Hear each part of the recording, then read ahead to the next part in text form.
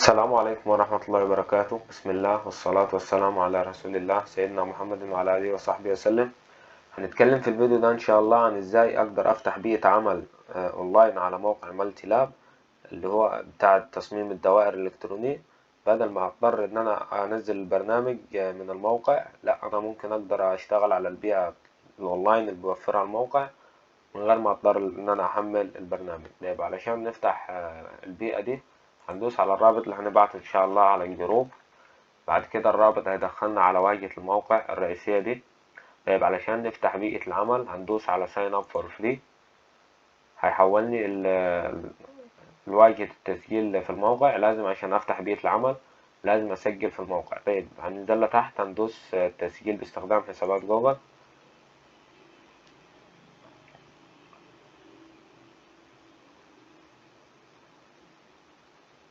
هو دلوقتي هيسجل باستخدام حساب جوجل مباشرة ويدخلني على حسابي في الموقع.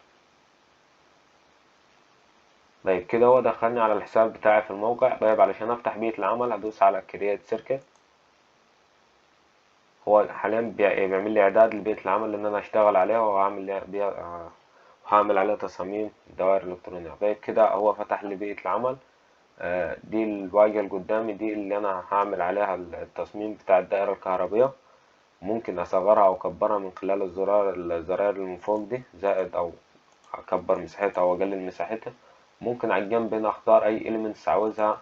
ممكن اختار مقاومات او بطاريات او اي elements الكترونية هلقاها هنا متوفرة في الموقع.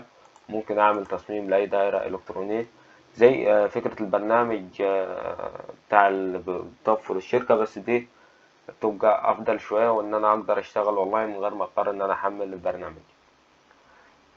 كده احنا عرفنا ازاي نعمل حساب على الموقع، ازاي نفتح بيئة العمل الاونلاين.